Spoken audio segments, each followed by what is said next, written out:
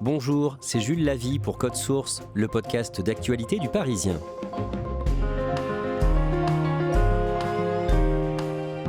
Après le Portugais Cristiano Ronaldo, un autre grand footballeur va jouer en Arabie Saoudite, le Français Karim Benzema.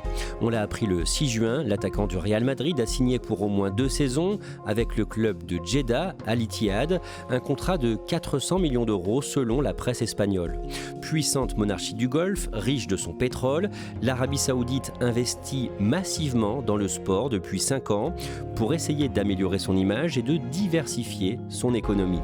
Cet épisode de Code Source est raconté par 2 journalistes du service des sports du Parisien, Marion Canu et Romain Baheux.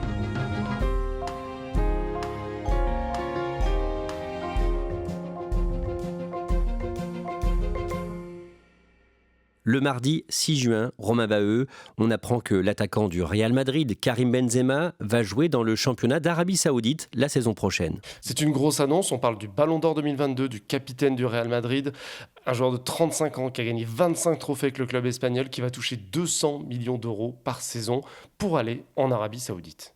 Déjà, je me sens bien, content de rejoindre ce club mythique.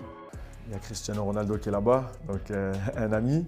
Donc c'est bien de le retrouver là-bas en Arabie Saoudite. Et ça montre aussi que l'Arabie Saoudite commence à monter de plus en plus au niveau mondial, parce que c'est ce qui est important. Alors on va voir comment on en est arrivé là, avec vous Romain Baheux et vous Marion Canu. On a choisi de commencer ce podcast en 2017. À ce moment-là, l'Arabie Saoudite et le Qatar sont en pleine crise diplomatique, autour notamment de la diffusion de la chaîne de télé de sport qatari, beIN. beIN, c'est une chaîne qui diffuse des événements sportifs et notamment la Première Ligue, le championnat anglais. Et l'Arabie Saoudite va interdire cette chaîne d'émettre sur son territoire et va pirater finalement les droits TV des grands événements sportifs. Et via sa propre chaîne beOutQ, va diffuser les événements. Les grandes instances du football vont demander à l'Arabie Saoudite de rétablir beIN Sport sur le territoire, mais l'Arabie Saoudite ne va pas céder.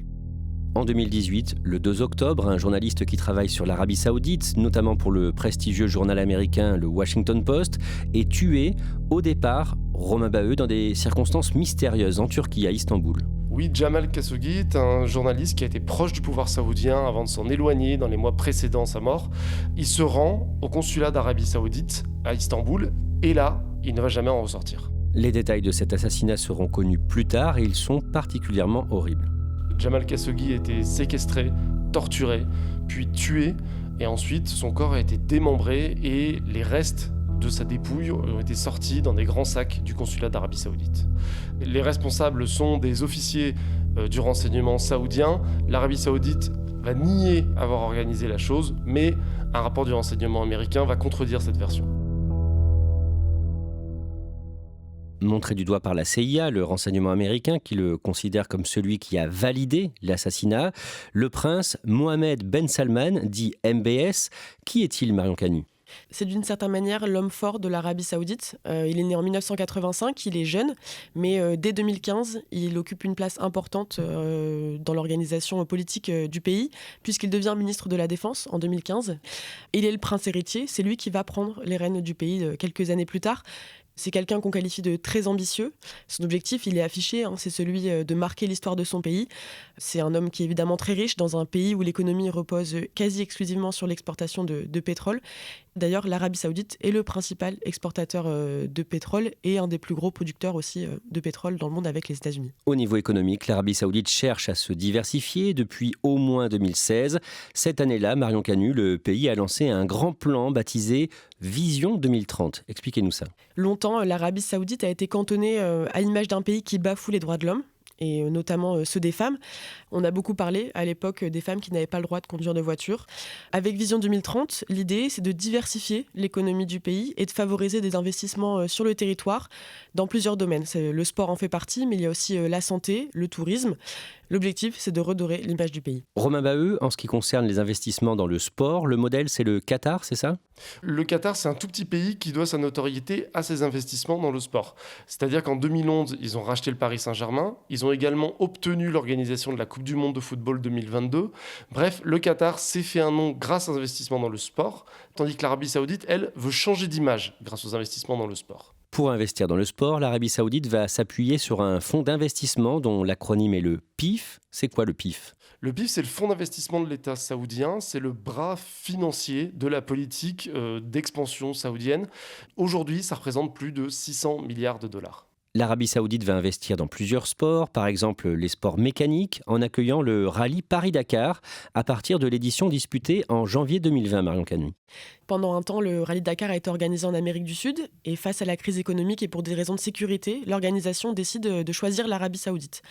Pour eux, c'est le territoire parfait, c'est en partie désertique. En termes de parcours, ça va leur convenir parfaitement. Ils signent alors un accord pour 5 ans, estimé à environ 15 millions d'euros par édition. Romain Baheux, en mars 2021, un riche saoudien rachète un petit club de foot en France. Oui, un petit club de football français, c'est Châteauroux dans le Berry qui est en Ligue 2 à l'époque. Il y a Michel Denisot, l'ancien patron du PSG de Canal+, qui est d'ailleurs dans le deal. C'est un prince saoudien, pas un prince de très grande importance, mais quand même qui va donc investir dans ce club pour l'intégrer à sa galaxie de clubs qu'il possédait déjà. Avec cet achat réalisé par ce prince, l'Arabie Saoudite étend encore son influence dans le monde du football. Quelques mois plus tard, le 7 octobre 2021, l'Arabie Saoudite rachète un club de foot du championnat anglais très regardé à l'étranger, la Premier League. C'est un championnat majeur en Europe qui est très regardé évidemment, notamment dans les pays du Golfe. Et ce club en question, c'est Newcastle. En réalité, les Saoudiens avaient déjà tenté de le racheter en 2020, mais les négociations n'avaient pas abouti. Cette fois, ça fonctionne et on est sur un rachat qui est autour de 300 millions de livres, l'équivalent de 330 millions d'euros à l'époque. À ce moment-là, un dirigeant saoudien se dit très fier de devenir propriétaire de Newcastle et surtout, il veut que ce club devienne une place forte du football anglais, voire du football européen.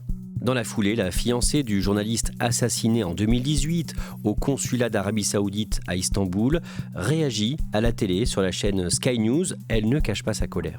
Elle dénonce une honte pour le football anglais, It is a real shame for English football. réalisée au mépris des droits humains et de la justice. Elle se dit vraiment triste et elle regrette que l'argent soit au-dessus de tout finalement dans ce deal. Elle réclame des comptes au club et elle demande clairement à Newcastle de se positionner à ses côtés pour défendre ses valeurs et demander justice pour son fiancé assassiné. I asked them to stand with me. I asked them to stand with our values, human rights and freedom, and the justice for Jamal.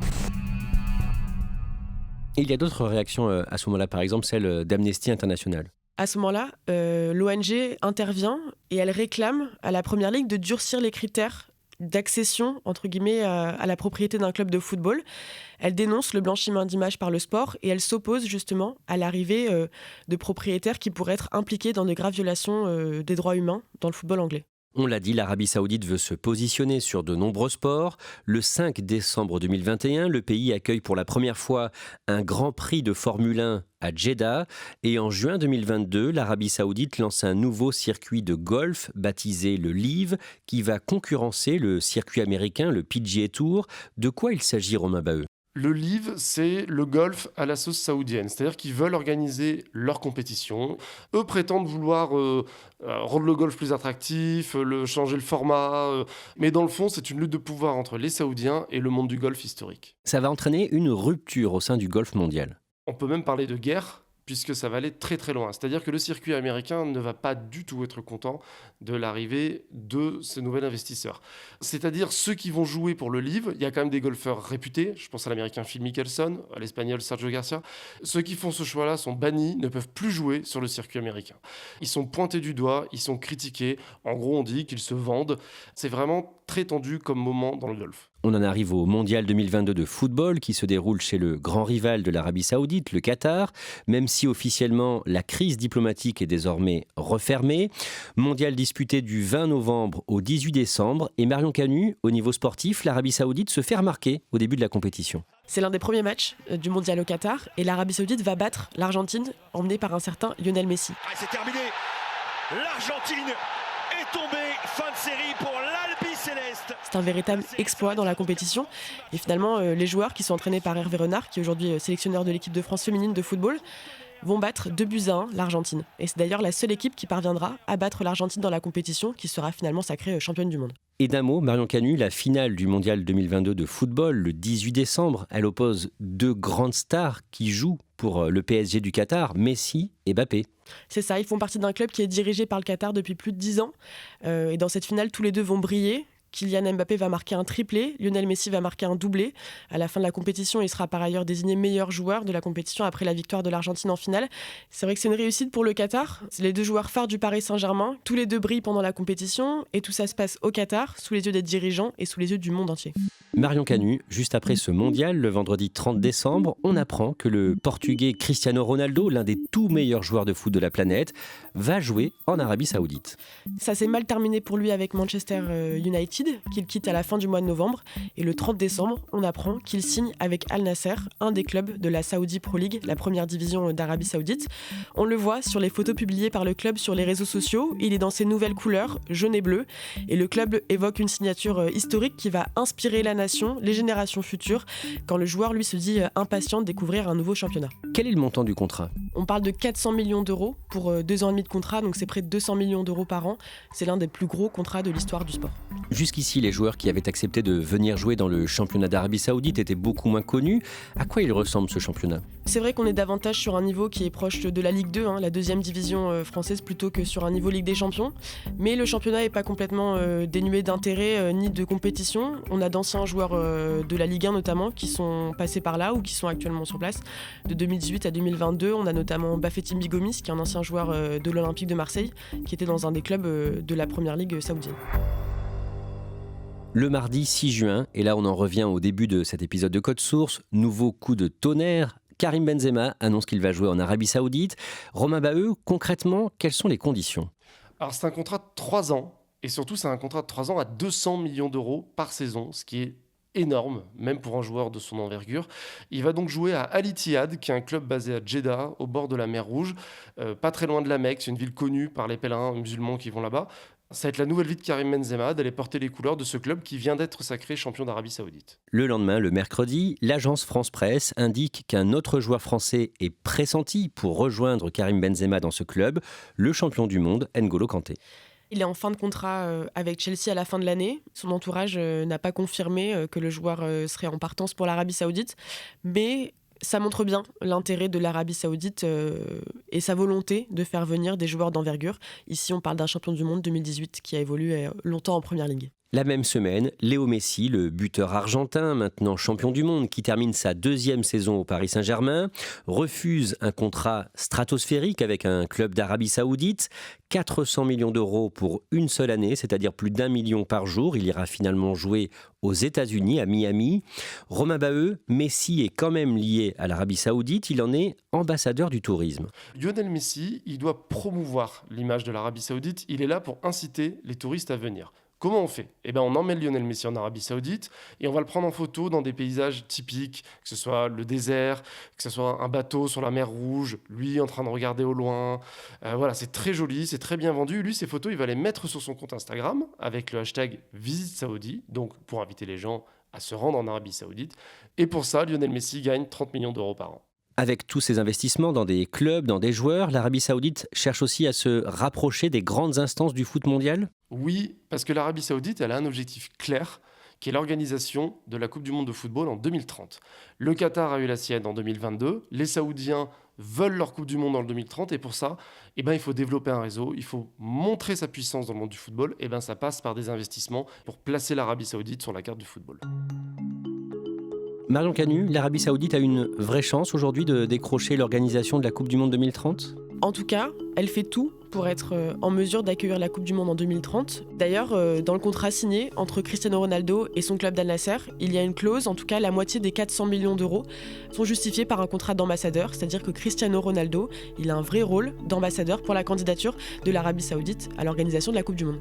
Romain Baheux, toujours pendant la semaine du 5 juin, précisément le mardi 6 juin, on en a beaucoup moins parlé en France, mais en ce qui concerne le golf, un accord a été annoncé entre le LIV, le nouveau circuit mis en place par l'Arabie Saoudite, et les circuits américains et européens. Oui, c'est un accord, mais dans les faits, c'est surtout une victoire des Saoudiens. C'est-à-dire qu'on annonce la création d'une entité commerciale commune, mais entité commerciale qui va être dirigée par les Saoudiens.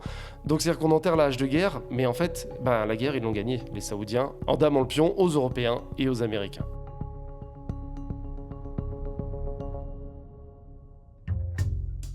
Merci à Romain Baheux et Marion Canu. Cet épisode de Code Source a été produit par Clara Garnier-Amouroux, Julia Paré et Thibault Lambert. Réalisation, Julien Moncouquiol. Code Source est le podcast quotidien d'actualité du Parisien. Nous publions un nouvel épisode chaque soir de la semaine, du lundi au vendredi. Abonnez-vous sur une application audio pour nous retrouver facilement, Apple Podcast, Google Podcast, Spotify ou encore Amazon Music. Vous pouvez nous suivre sur Twitter, @codesource, ou nous écrire codesource@leparisien.fr.